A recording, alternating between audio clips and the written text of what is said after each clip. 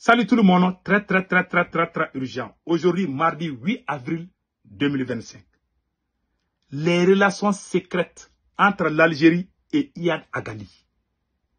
D'après l'ancien ambassadeur de France au Mali, Nicolas Norman, nous allons faire les plus grandes révélations du siècle. On va vous montrer A plus B comment l'Algérie entretient les chefs terreaux en Algérie. On a des photos, on a des vidéos qu'on va vous montrer. Avant cela, voici l'ancien ambassadeur Nicolas Norman. C'est lui qui va dévoiler tout de suite. On va vous montrer. Mais avant d'aller, je félicite le Niger, le Mali et le Burkina Faso. Après l'Algérie, la réciprocité, le Niger vient de fermer son espace aérien aux avions algériens. Aucun avion algérien ne va atterrir comme on appelle là, au Niger, ni au Mali. Le Mali aussi a fait un communiqué pour interdire tous les avions de l'Algérie. C'est l'Algérie qui va être perdante. Parce qu'ils ont les moyens de transport. Air Algérie ne va plus aller ni au Niger, ni au Mali, ni au Burkina Faso. Les deux pays ont fermé leur espace aérien aux avions algériens. Je dis merci au pays de l'AES, surtout le Niger. Vraiment, merci beaucoup. Donc maintenant, nous allons vous montrer comment l'Algérie entretient Iyad Agali. Comment l'Algérie est en train de soigner Iyad Agali.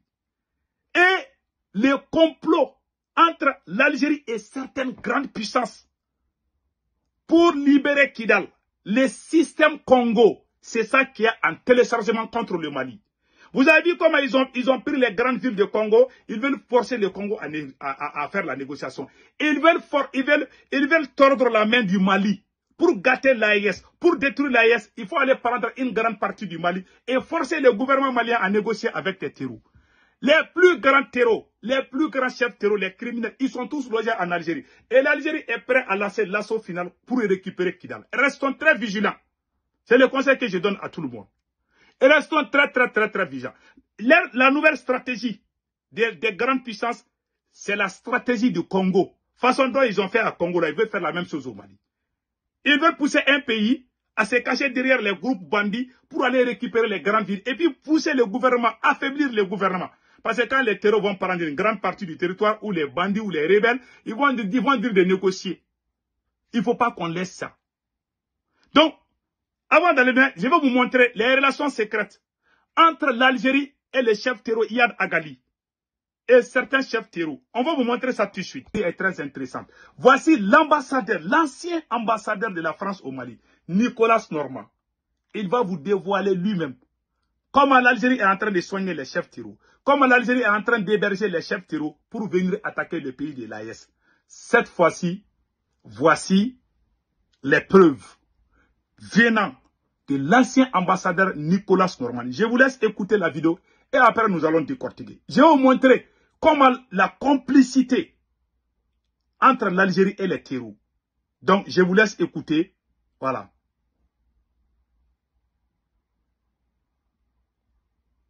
Parce qu'évidemment, ces choses-là ne sont pas beaucoup rendues publiques. Voilà. Mais d'après ce que les militaires français m'ont dit, la France a informé l'Algérie que Iyad Agali se trouvait dans tel village. À un moment, il était également soigné dans un hôpital en Algérie. Et l'Algérie n'a pas réagi à cela. Voilà. Et donc, l'Algérie l'a laissé, en fait, là où il était. Ça, c'est un fait.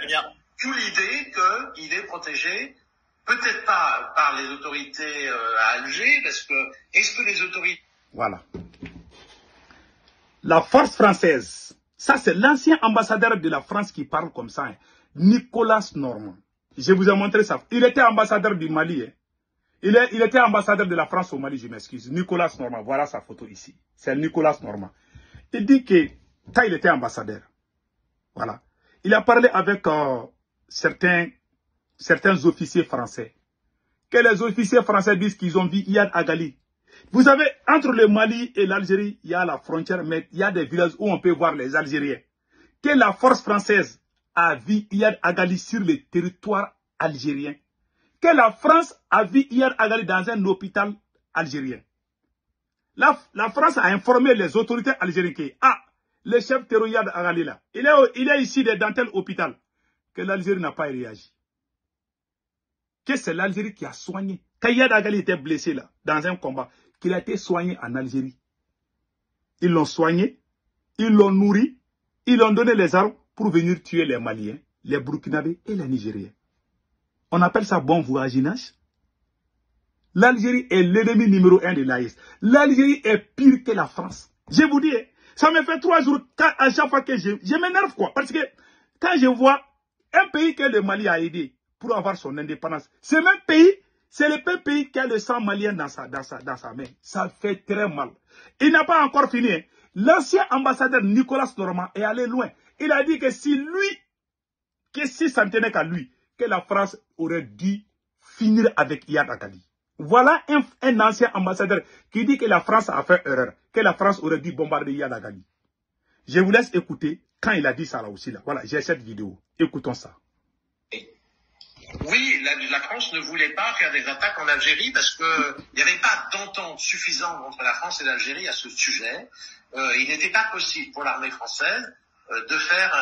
Les Américains, vous savez, ils ont tué Ben Laden au Pakistan et sans demander l'autorisation du Pakistan. Donc c'est une violation de la souveraineté du Pakistan pour pouvoir tuer Ben Laden. Il faut reconnaître que la diplomatie française est plus timide, plus peureuse si on veut, et n'a pas osé faire ce que les Américains ont fait au Pakistan. Voilà, c'est un fait. Alors moi j'étais pas dans les instances du pouvoir, j'aurais peut-être préféré que la France attaque Iyad Agali en Algérie et le tue une fois pour toutes, mais on n'a pas osé le faire. Voilà, c'est un fait, parce qu'il était en Algérie. Voilà. Que si ça ne tenait qu'à lui, il allait tuer Iyad Agali. Que les Américains sont allés se débarrasser de Ben Laden jusqu'au Pakistan.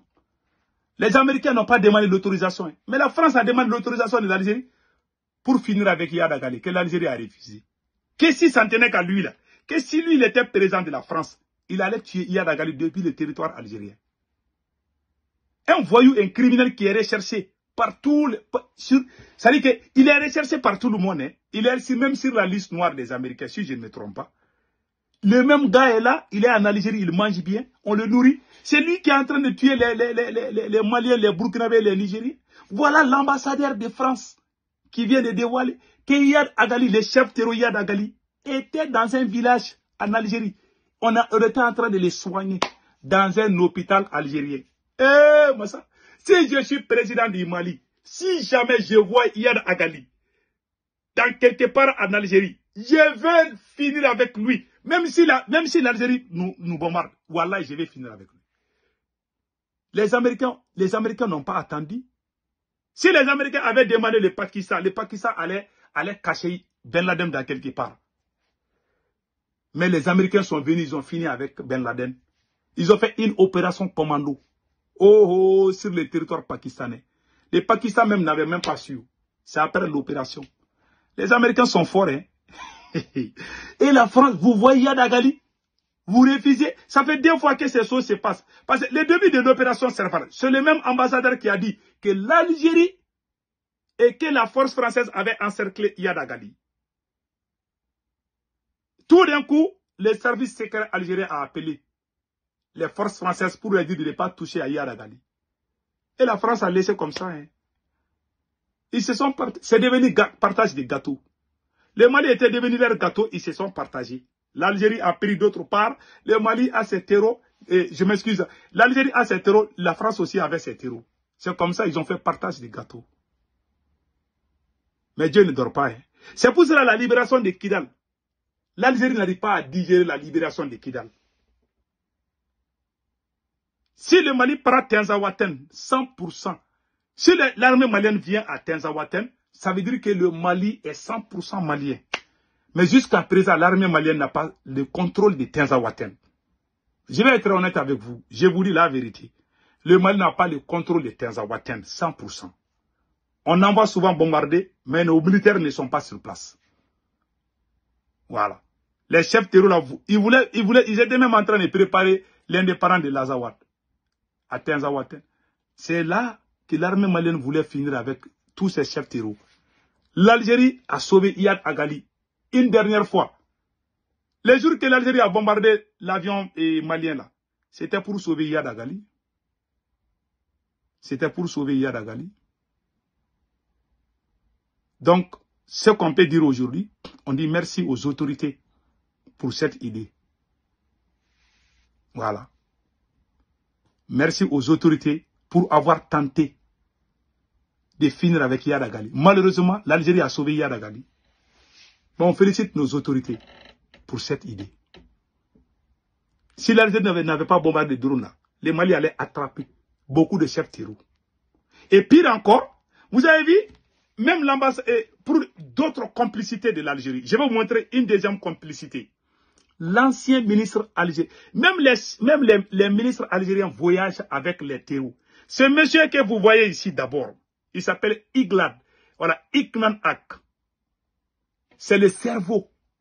C'est le cerveau de ce mouvement de libération-là. Ce monsieur a été arrêté. C'est un cerveau puissant des groupes terreaux.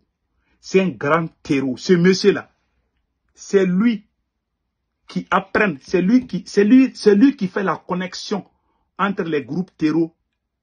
Il était parti voir les Boko Haram. C'est là où les services secrets nigériens du Niger l'ont arrêté. La France est en train de crier dans tous les médias. Ce monsieur est arrêté par la force du Niger. On va l'amener au Mali bientôt. Ce monsieur-là, il s'appelle Ignan. Ce même monsieur, c'est lui qui envoyait les combattants du front de libération de l'Azawad en Ukraine. C'est lui qui a la connexion avec l'Ukraine. C'est le cerveau très puissant. Il vient d'être arrêté au Niger. Ce même monsieur voyageait avec les ministres, je dis bien avec les ministres de l'Algérie. Vous voyez sa photo ici, il porte les lunettes noires. Il est dans un avion luxe, avec un avion, voilà, un avion avec l'ancien ministre des Affaires étrangères de l'Algérie. Voilà ici. Vous voyez cette photo-là? C'est lui qui porte les lunettes noires. À côté de la chemise blanche, celui qui porte la chemise blanche, c'est un ancien ministre de l'Algérie. Voilà un terroriste avec un ministre algérien. C'est ce même terroriste qui a été arrêté au Niger. C'est lui, c'est le même terroriste, c'est lui. Ouais, il voyageait, hein, il partait même au palais de l'Algérie. Donc vous voyez des choses comme ça. Et même quand on dit que ce sont les terroristes, l'Algérie se fâche. Qu'on ne doit pas les appeler des terroristes. Voilà un autre complot dévoilé. Dieu ne dort pas. Vraiment, on dit merci aux autorités du Niger, au général Tchani, merci beaucoup. Je vous dis, il n'y a pas un service de renseignement plus puissant que le service de renseignement du Niger. Il n'y en a pas. Dans l'AESO, dans l'Afrique de l'Ouest, je suis convaincu que c'est l'un des meilleurs services de renseignement de l'Afrique. Même les terroristes qui voulaient attaquer le Burkina Faso, là, ils ont été arrêtés au Niger. Je dis chapeau, mes respects au général Tchani et à ses hommes, au CNSP du Niger. Chapeau à vous. C'est pas fini. Hein? Et dernièrement, ce que moi je vais dire à tout le monde, restons vigilants. Soutenons nos forces armées. Tu peux ne pas être d'accord avec le président ou le régime. Tu ne dois jamais souhaiter du mal à ton pays parce que tu n'aimes pas le président. C'est le malheur de nous les Africains. Quand on n'aime pas un pouvoir, on veut que le pays soit affairé à sang. Pardon, sortons dans ça. On a besoin vraiment de notre pays. Donc c'était les nouvelles d'aujourd'hui. Je remercie les autorités du Niger aussi. Il paraît que voilà, j'ai appris que le Niger a aussi interdit son espace aérien aux avions et algériens. Le Mali aussi a fait la même chose. On est très content. On remercie les deux. Ça c'est la réciprocité. Voilà. L'Algérie a commencé, le Mali aussi dit, ok, on ne veut plus voir les avions algériens. C'est l'Algérie qui va perdre. L'Algérie a des entreprises au Niger. Si le Niger ferme les Sonatrach ou Sonatrach là, ils ont des contrats, si je ne me trompe pas, au Niger. Si on pousse là, c'est l'Algérie qui sera perdante. C'est l'Algérie qui sera perdante. Nous, on s'en fout. Nous, on a cherché la France, on n'a pas besoin de l'Algérie. Les autorités algériennes là, ils sont pires que c'est des satans. Les autorités algériennes, c'est des complices des terreaux. Un ministre algérien qui voyage avec des terreaux. Vous avez vu ça dans quel pays? Un ministre de l'Algérie qui voyage avec des terreaux. Voilà, il est voilà ici avec un terreau. Vous voyez un terreau assis à côté d'un ministre de l'Algérie.